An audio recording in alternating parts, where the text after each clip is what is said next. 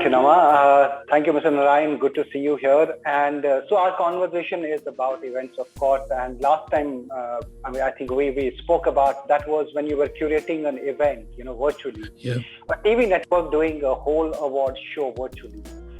Tell me, was it as effective? If I now we look at it from, it's been a few months now. Was it as effective as a ground event? And how much is PTC's focus on virtual events? See, our focus is totally now on virtual event. Not only the award shows, even our talent shows, we are doing in a virtual mode now. And I'll tell you what, the future is now going to be not without virtual events. And all the events, I think, will be either hybrid or virtual. Gone are the days when we were accustomed to only ground events, where you'll have elaborate settings, elaborate sets, sitting arrangement, planes being chartered or artists being flown in, and so much of paraphernalia was going in. Suddenly, all that effort gets simplified. You have the same reach, same sort of audience, same everything available, but at a marginal cost. Right. I'll give you the example of the film awards we did. It used to entail flying people from Canada, from London, from USA, from Australia, the artist, the sponsors, the global sponsors, and there was a whole lot of logistical planning. The hotels. When the film awards were happening, you won't find any hotel room in Mohali or Chandigarh.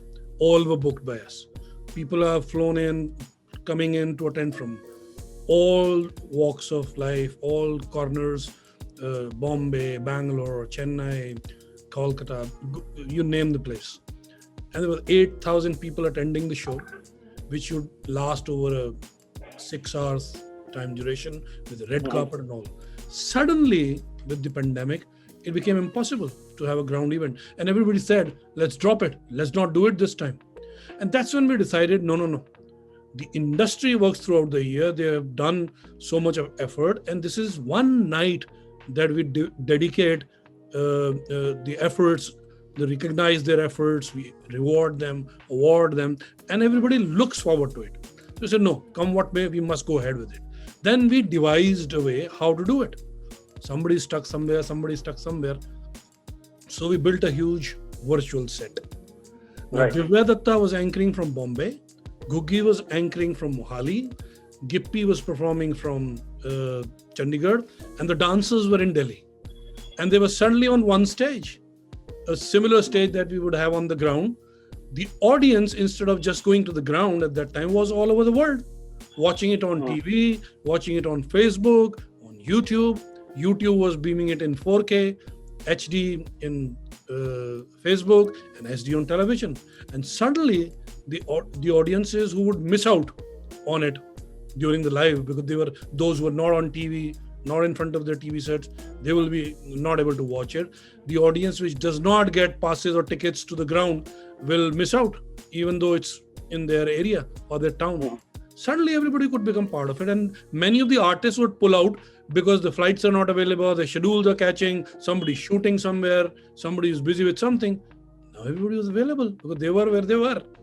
And we could shoot everyone, we could can our performances the way we wanted. And most importantly, the outcome was a very, very slick product. Because we televise all our events live. So all the time lags from the artists, the moment they get up from the chair, climb up the staircases and reach the stage and take the award and give a thank you speech, takes a lot of time.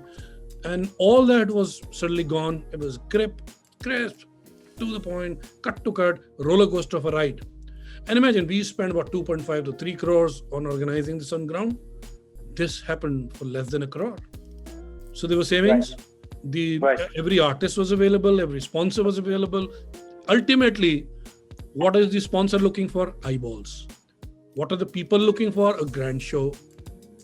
And that's what we were able to create. And then we realized we could convert everything in virtual mode, and people will not have to miss out on anything. We did e-concerts, we did music awards, we did our talent shows, so much so that people were participating, auditioning for our Voice of Punjab from Canada, from Germany, from London, from various other places. Right. So that means that the use of virtual has become a mainstream thing for PTC. Tell me, at the same time, it has been a response to the COVID crisis somewhere. As we move on to a phase where events open up, would PTC have the same approach towards virtual events as well? See, it depends. We've suddenly hit on a formula which we never thought is possible. I mean, you have a 100 by 80 feet stage. You have 8,000 people attending, you have a red carpet and a grand show, something like Oscars or Filmfare and all those happening. And suddenly you realize you actually don't need it. The same thing, same effect can be recreated. Ultimately, the millions are going to see it on their TV screen or on their mobile. As long as they get their money's worth, it doesn't matter how it is done. So what I feel is that the ground events will not go away. They will remain. It's an experience. But it's an experience to a limited audience. When you're targeting towards a bigger audience, then they will turn into hybrid. They'll be ground as well as virtual, as well as all other components built in.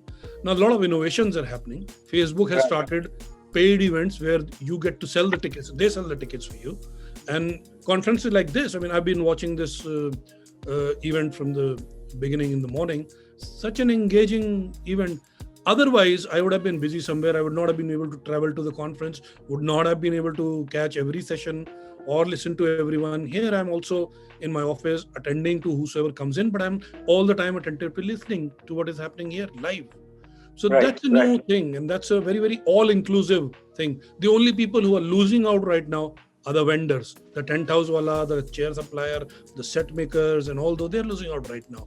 But it's a temporary phase. They will come back. I have time for one more question, which is that, earlier during the discussion, one of the panel discussions, when we're talking about physical events and virtual events, so it looks like a replica. We're trying to replicate what is on ground on a virtual space without differentiating. The touch points sound similar. There's an audience, the door, there is a gateway to enter. How do we create a totally different beast, which is not what inspired necessarily from the physical? Do you think that is the next big thing in the virtual space? It's going to be the next big thing. Right now, we are taking baby steps.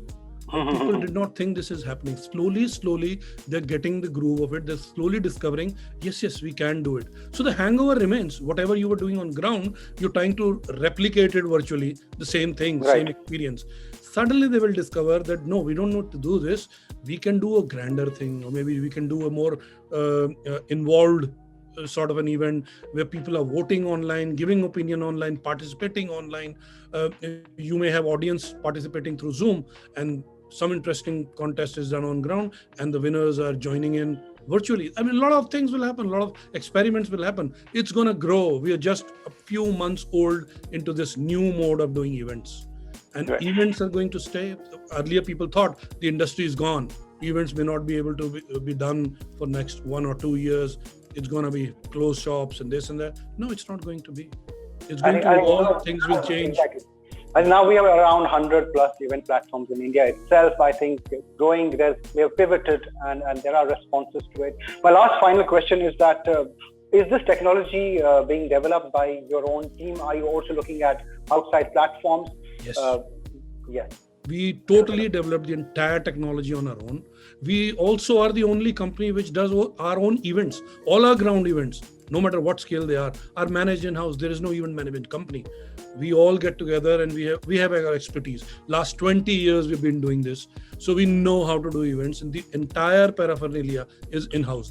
The talent is in-house. You hire vendors to supply you equipment or settings or stage or properties or things like that. But everything else is managed in-house. The best thing is that otherwise, if I did not have the talent, it would have been very hard for me to find people who could do this. These guys have been doing it in and out, day after day. So they knew how to convert it, how to arrange things, how to give the script the feel, how to get the artist to speak those lines. So they knew the paraphernalia. So that's been an advantage. We're doing it in-house, and most of it has been, our app is developed in-house, our transmission happens in-house, our events happen in-house. So the talent we could retain. Otherwise, would have been, had I been an event company, it would have been virtually impossible for me to retain the entire team. Now this way we could retain the entire team and do it in-house. Right. Thank you so much, Mr. Narayan, for joining us. And over to you, Nawaz.